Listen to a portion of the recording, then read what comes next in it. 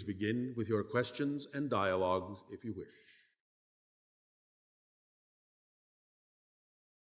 Hi. Andrew, good day.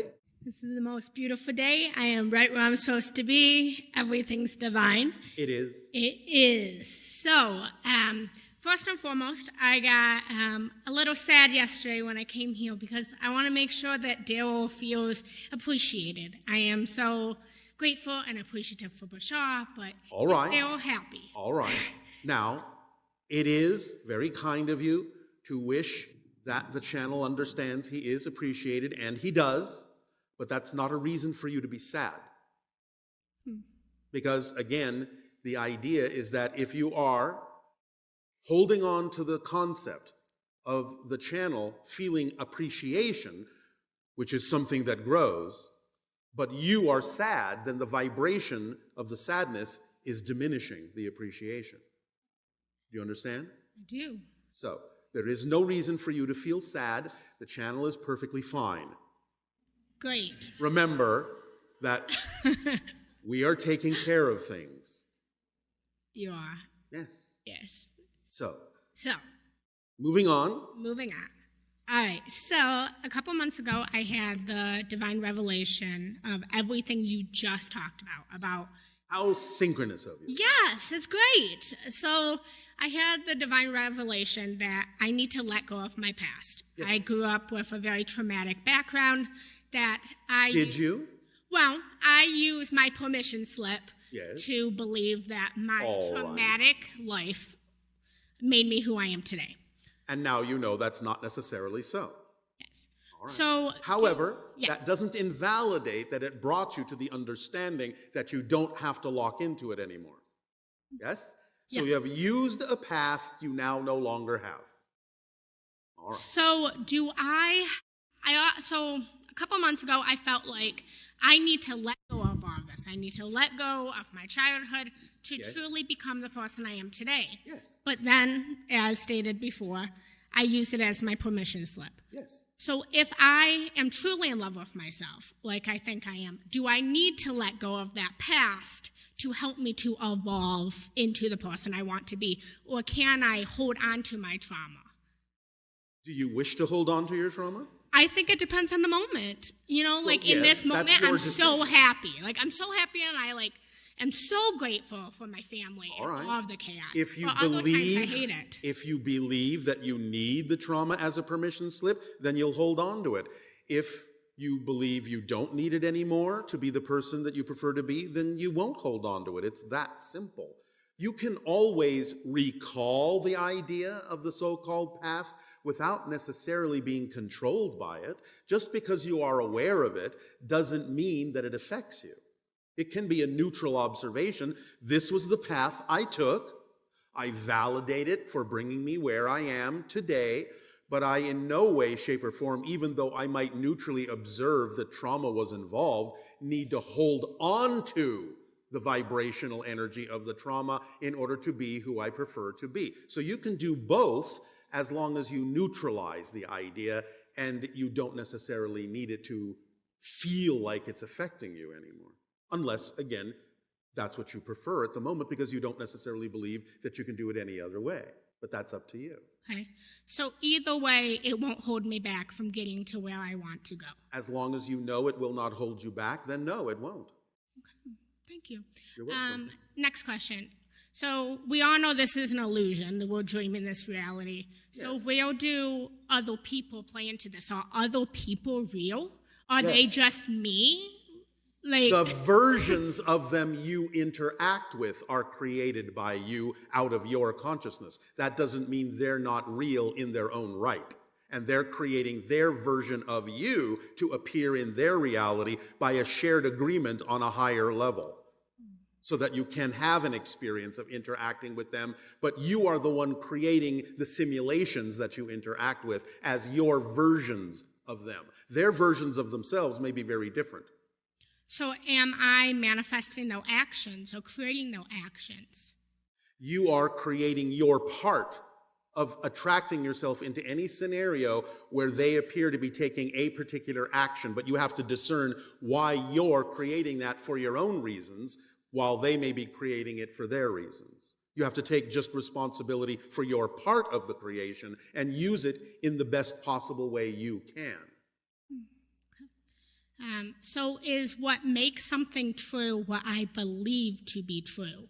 Or is it all? Yes, except for the idea of what we call the 5 laws, because that is a literal description of the nature and structure of existence itself, and those can't change. But everything else is a perspective, a belief, an opinion. Okay, so Yes. so it all exists, but it's what I draw my attention to that's going to exist in my reality, correct? Yes, and that will be at that moment your truth. Okay. So the more I pay attention to my truth, will I get farther and farther away from the 2 other beliefs? How is this making sense? You mean a negative-based belief? Like if one person's saying one thing, another person is saying another thing, and I'm choosing to believe this. Yes.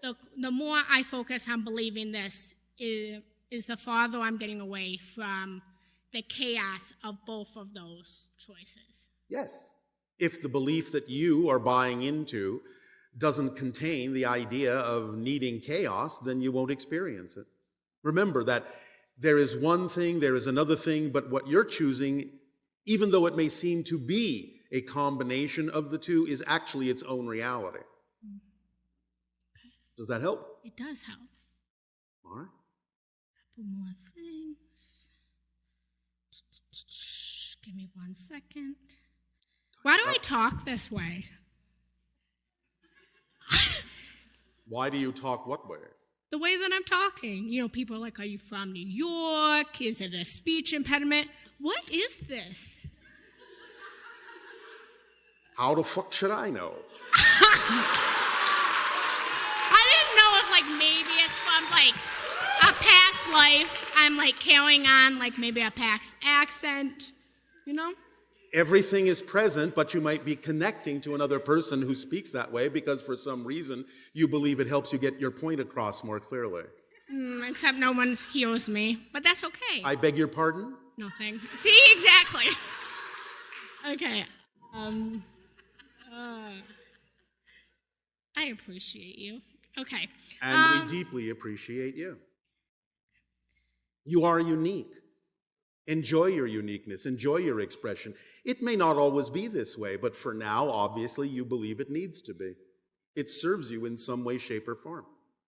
So I have a lot of childlikeness, and I choose not to let that go, because I feel I feel this deep connection to children. I feel children know the way.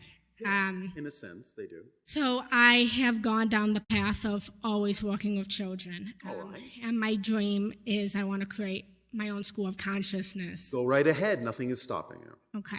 So I'm still on my path. All right. All right. And I'll finish up. Who is Anderson? Do you know? Anderson? Yes. You have to be more definitive. There are many people on your planet named Anderson. Is there a connection? Is this something that you have discovered within yourself by stretching your consciousness out? Yes. Then for now, it can be considered the idea of a guide. Okay. What does the feeling do for you when you make that connection? Love. All right. So it's giving you an opportunity to recognize the state from which to come in everything that you do in your life. Especially loving yourself as much as you possibly can. Yes? Yes. All right. Can you talk about the diagnosis we have here on Earth of ADHD? In most cases, it doesn't really exist. The idea is simply that the speed of certain people's mentality is speeding up. And when they are allowed to focus in the way that they actually need to focus, they won't necessarily be seen as being out of sync. Yes? Yes. I've answered you. You have answered me. Thank you. Yes. Now, get the fuck out of here. Thank you.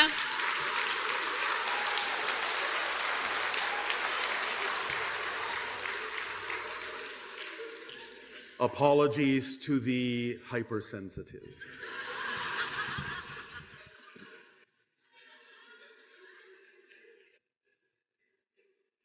But you know, when in New York,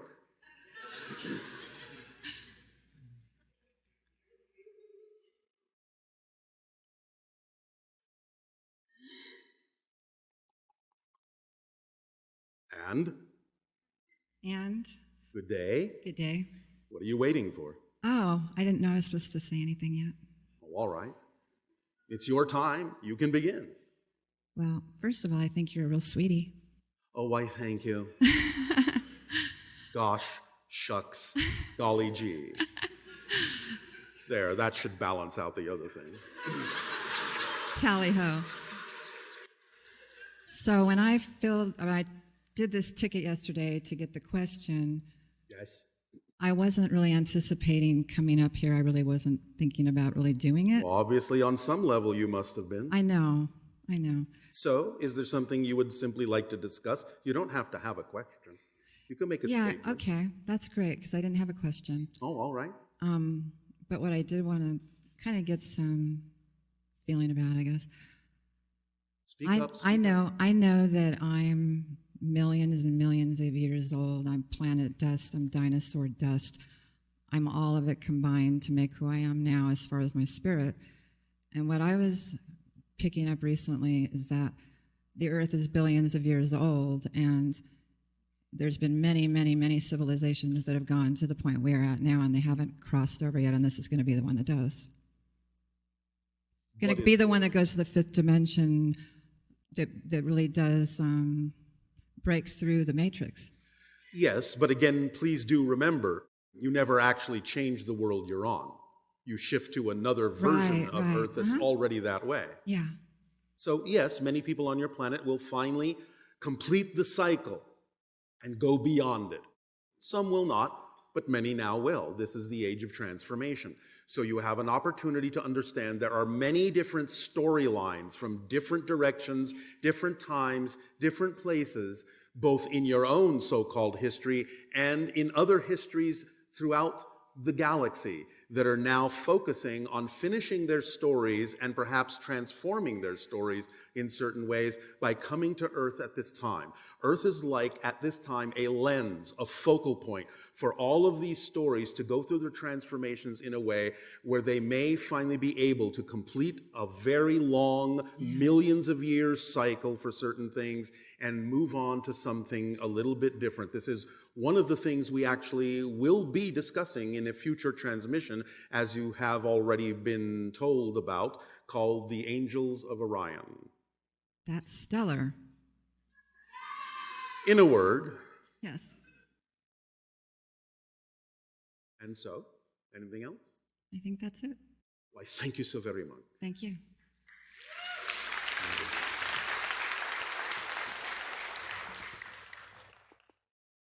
Good day, Bashar. And to you, good day. How will the types of food and our relationship with food change for our benefit during this ascension process? Well, as you change for your own benefit, you may find that there are certain things that you're simply not attracted to eat anymore. As you change your own frequency, you will be attracted to what you truly need, and you will let go of what you truly do not.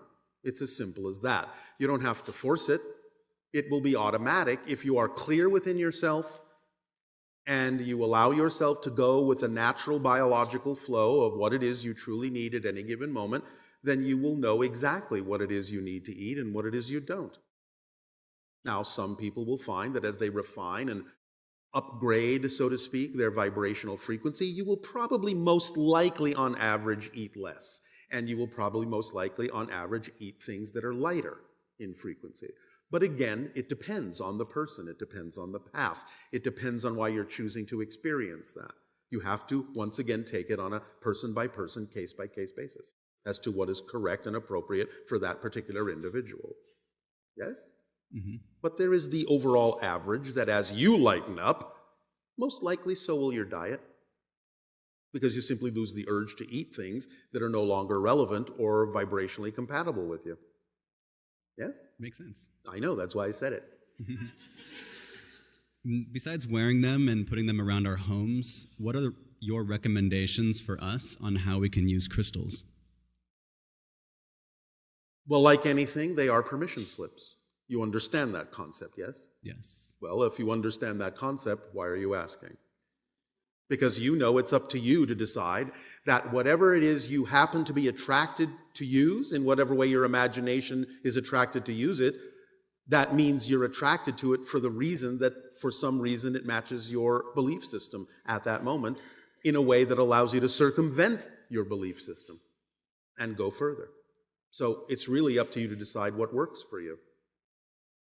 We have given you the underlying concept of permission slips, and that's really all you need to understand. You can use them in any way you so desire, any way you're attracted to. Now, of course, as a representation physically of energy, they are, of course, a certain arrangement of energy patterns that represents the concept of information storage and retrieval. That's their basic function in the collective consciousness of your planet. They store information, they release information. They are conduits of information. They are conduits of energy. So the idea is, you know the basic. Use it in whatever way, in whatever combinations seem to make sense to you, that you're attracted to at this moment. Because that's going to be vibrationally resonant with your belief system and will allow certain things to change. Because you will be changing them because you believe they can by using those permission slips. Yes? Yes. Does that answer your question? It does. Anything else? Yes. Humans have been channeling for thousands of years, and Yes. now with the emergence of computer technology, is it possible for extraterrestrials or non-physical entities to communicate through computer technology, and if so, how? Yes. As we have actually said, when your scientists finally create a device that expresses what they have called artificial intelligence, you will start to realize in time that intelligence is not artificial. The only thing, in a sense, that's so-called artificial is the device that you have created to be sophisticated enough that allows a real intelligence to begin to communicate to you through it. So the biggest surprise when you create artificially intelligent computers will be to discover that what you're actually talking to is your own higher mind. That's really cool. It's whatever temperature you wish it to be. And finally, one last question. Yes. Over the past few years, humans have become connected in an unprecedented way through social media and the internet. Yes. I'm curious your thoughts on social media and how we can use it to benefit humanity. Like anything, of course, it can be used positively or negatively, which often it is on your planet. But the idea is that it is a representation, a symbolic beginning of the idea of recognizing how connected all of you actually are. And it is the beginning, the very, very early beginnings, the seed of the concept of awakening into the telepathic communication you can all experience with each other when you're on the same wavelength. Amazing. Thank you And so it's much. also something that can start to entrain you to understand that information is accessible everywhere, everywhen, no matter where you are. As long as you frequency match the information that you seek, that will be the information you receive. This so-called idea of the Akashic records is an outdated, old-fashioned way of talking about the fact that information is simply available everywhere, everywhen, because everything is here and now. So if you simply match the frequency of a particular idea, that is the information that will holographically be presented to you. And therefore, the idea of the interconnections on your social media and your ability to search the internet are the beginnings of going into a state of being that can allow those particular attributes and abilities to grow. Since channeling is a natural state. Anytime, that's why we encourage you to follow your passion, because anytime you are acting on your passion, you're in a channeling state. Yes? Yeah, Does that help? that helps. Thank you so much for being here. You are so welcome.